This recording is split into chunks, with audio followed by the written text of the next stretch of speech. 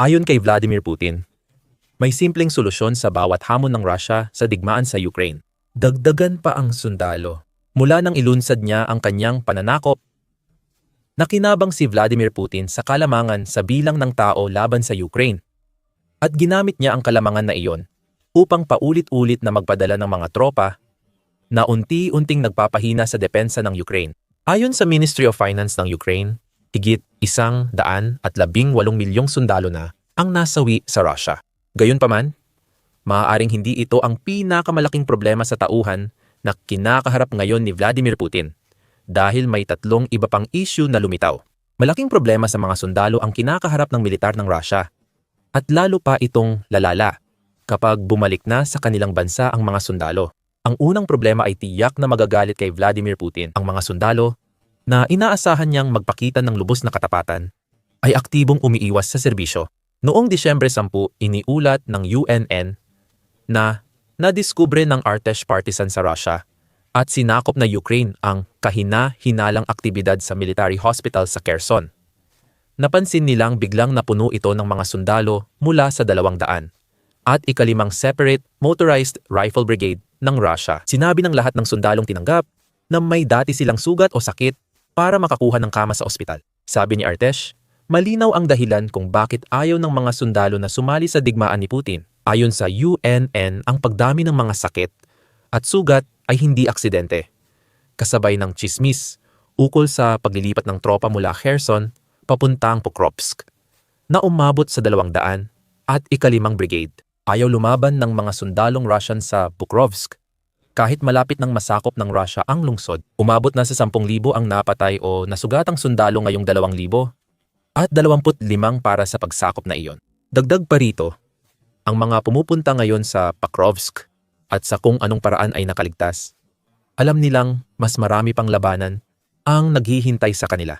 Dapat pang pabagsakin ang natitirang bahagi ng Donetsk Fortress Belt gaya ng ipinaliwanag sa aming video tungkol dito. Hindi na nakakagulat ang pagdami ng mga buong grupo ng sundalo na biglang nagkakaroon ng mga sugat at umaapela pa kapag sinabihan silang handa na silang bumalik sa labanan.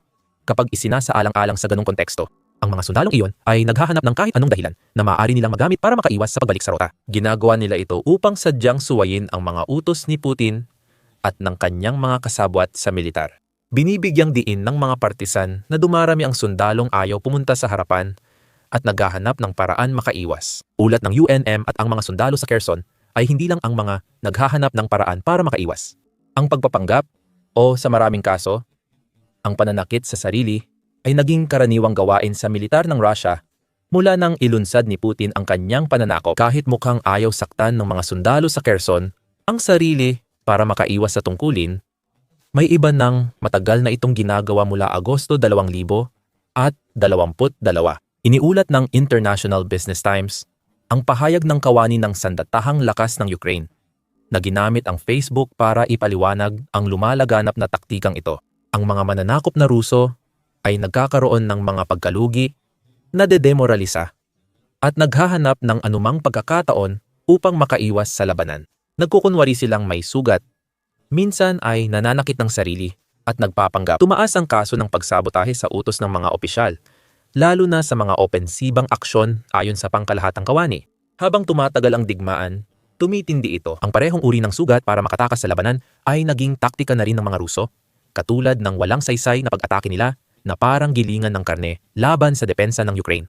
Mahigit 1 taon matapos ang ulat ng International Business Times, ibinunyag ng Business Insider na may ilang sundalong Ruso na mas ginagawang lahat para mapunta sa klinika kaysa sa trinchera. Ayon sa ulat, may chismis na may mga pagod na sundalong Ruso na sinasadya ilabas ang kamay mula sa trinchera, umaasang tamaan ng bala ng Ukrainian. Ang mga sinadyang pagtatangkang ito na mas sugatan ay nagre-resulta sa isang kapalit. Maaaring mawalan ng kakayahan ang isang sundalong Ruso na gamitin ang kanyang kamay habang buhay. Ngunit kapag nawala ang kamay na iyon, hindi na niya kayang humawak ng baril o magdala ng supply, kaya't nagiging wala na siyang silbi kay Putin at sa kanyang militar. Iyan ang teorya. Pinakita ni Putin na ang mga sugat, totoo man o hindi, ay madalas hindi sapat para mailigtas ang mga sundalo ng Rusya sa unahan. Mukhang naging karaniwan na ang pagpapabalik sa mga sugatang sundalo para lumaban muli, gaya ng pagiging karaniwan ng pagpapasugat para makaiwas sa labanan. Simula Oktubre 2000, at 24 ipinapadala na ni Putin ang mga sugatan at may kapansanang sundalo sa Ukraine.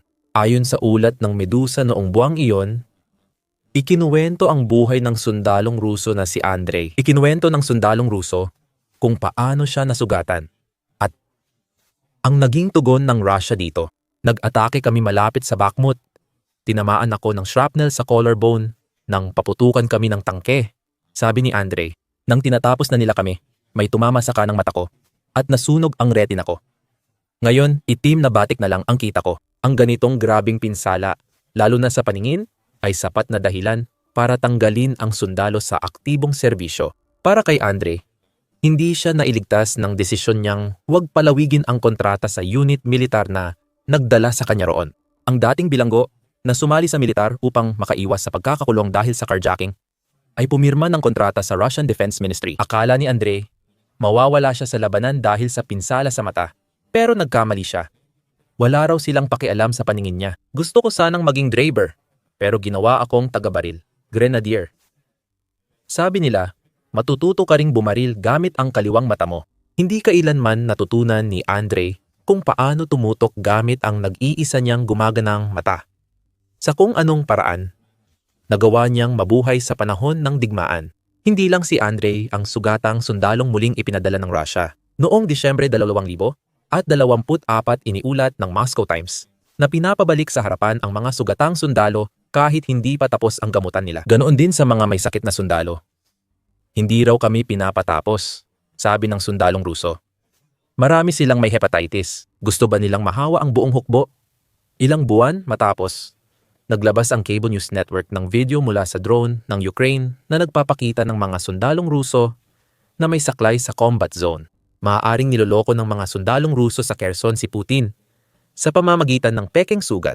Gayunpaman, malabong mapigilan ng matagal na pagstay sa ospital ang paglipat nila sa Pakrovsk. Pinakamaganda na iyon ang mangyari. Naantala man ng ilang linggo, sa huli ay ipinapadala pa rin sila kahit sugatan. Ang labis na pagpapabaya sa kalusugan ng mga sundalo ang posibleng sanhi ng malaking pagtalikod sa Russia. Noong Abril, napansin ng Barents Observer na libu-libong sundalong Ruso ang tumakas mula sa digmaang sinimulan ni Putin. Mahigit 50,500 at 50 kaso ng pagtanggi at hindi autorisadong pagliban ang naiulat sa timog militar na distrito ng Russia. Noong 2024 ang mga umiiwas sa labanan bilang sugatan o nagpapanggap ay naghahanap ng ibang paraan makatakas sa utos ni Putin.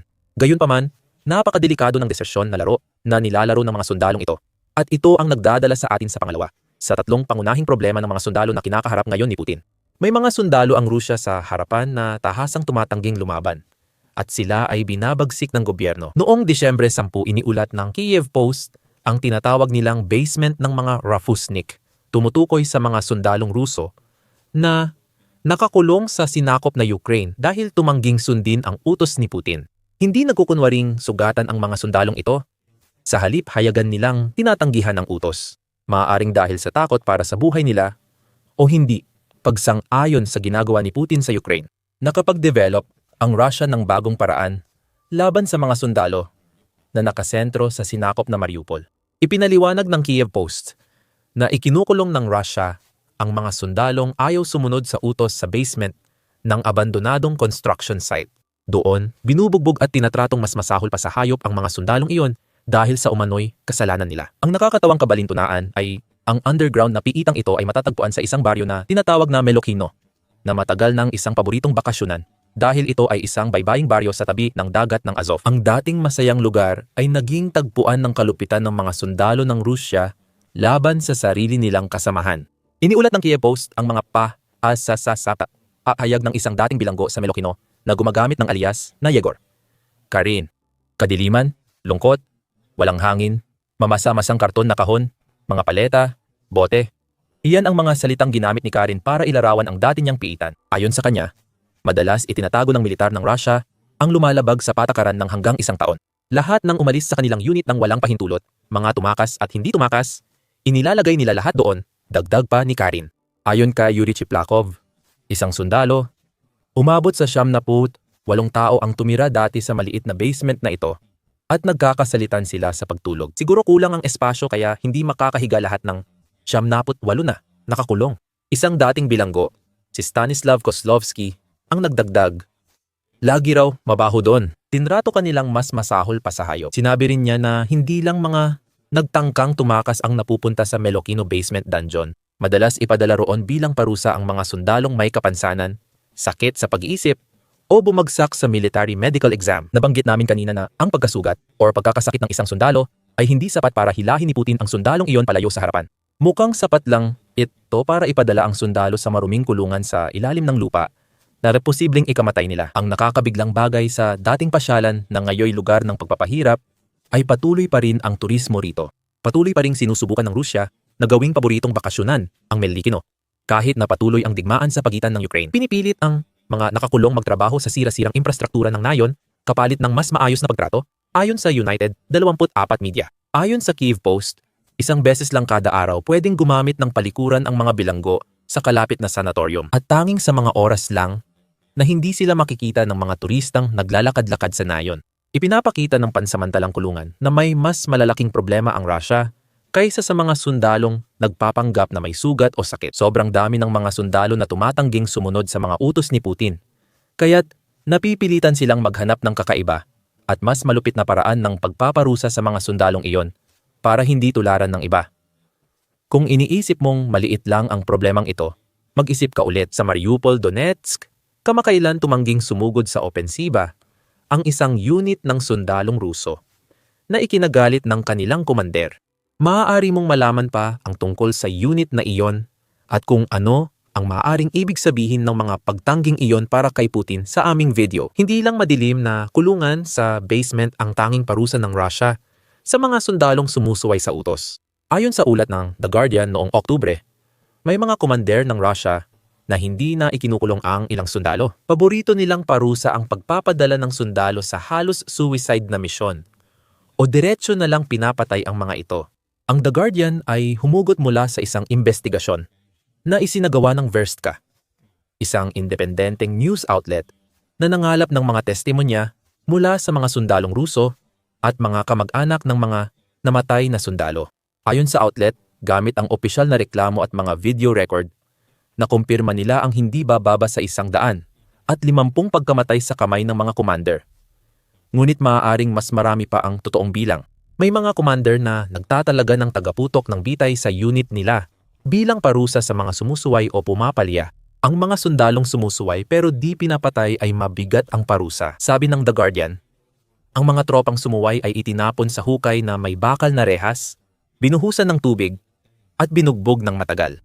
Natuklasan sa investigasyon na sa ilang pagkakataon, pinilit silang maglaban-laban sa isa't isa sa mga tinawag ng mga saksi na parang laban ng mga gladiator hanggang sa kamatayan.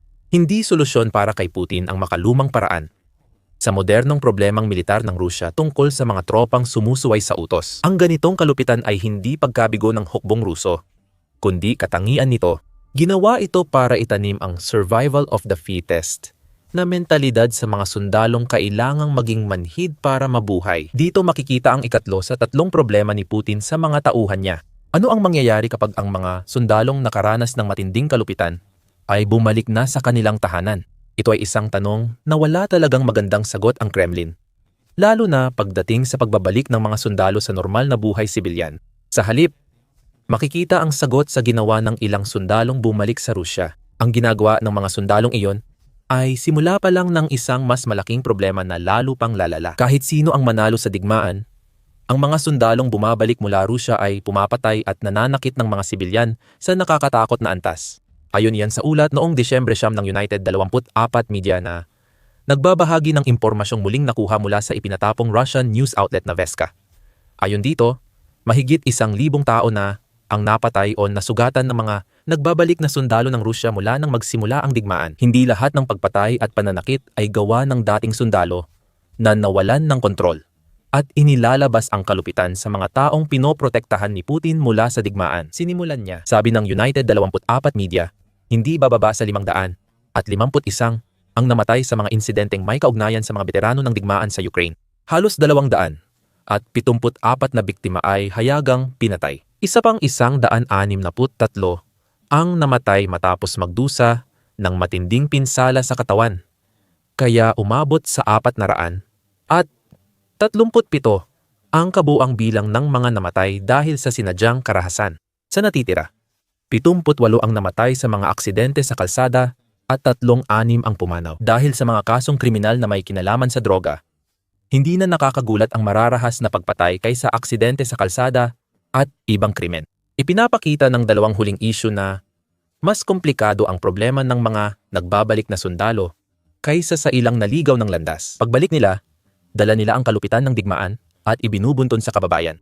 Ipinapakita ng mga kasong may kinalaman sa droga na ilang sundalo ng Russia ay gumagamit ng bawal na gamot, posibleng para takasan ang karanasan o madagdagan ang kita. Ngayon, wala na sila sa kumikitang sahod ng militar ng Russia.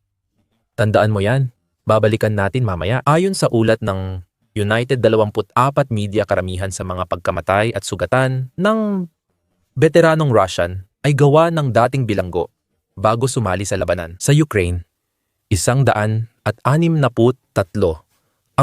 ang napatay at 252 ang nasugatan ng mga kriminal na conscript mula nang bumalik sila.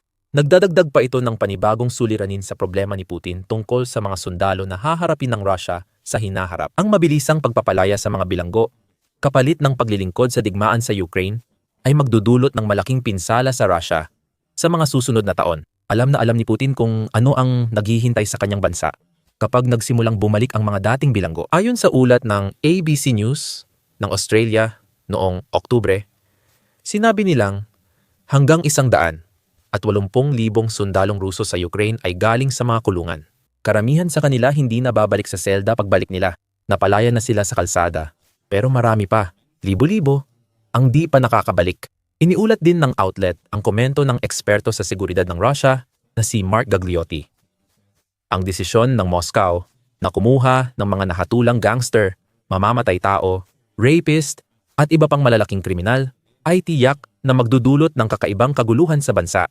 Patunay ang mga namatay sa pagbabalik ng mga bilanggo at mukhang marami pang mamamatay. Kapag bumalik na sa kanilang bansa, ang karamihan sa convict army ng Russia, kahit alisin pa natin pansamantala ang mga posibleng gawain ng mga bilanggo, hindi naman ibig sabihin na maaaring asahan ng Russia na agad na makakabalik sa normal na buhay sibilyan ang kanilang mga sundalo.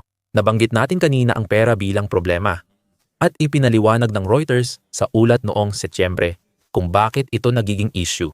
Ayon sa outlet, ang recruit ng hukbo na kinontrata sa Moscow ay maaring kumita ng hanggang $65,000 sa unang taon ng serbisyo. Malaki ang posibilidad na tumaas pa ang halagang ito kung pipirma sila para sa mas maraming taon at ang taunang sahod na iyon ay bukod pa sa 24,000 na paunang signing bonus.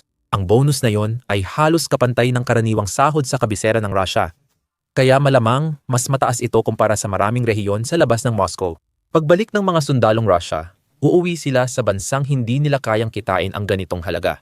Isama pa ang 180,000 bilanggo na ginawang tropa sa Ukraine at marami pang nabaluktot at natroma sa kalupitang nakita nila habang nagsisilbi kay Putin. Makakabuo ito ng delikadong timpla na posibleng magdulot ng krimen sa hinaharap.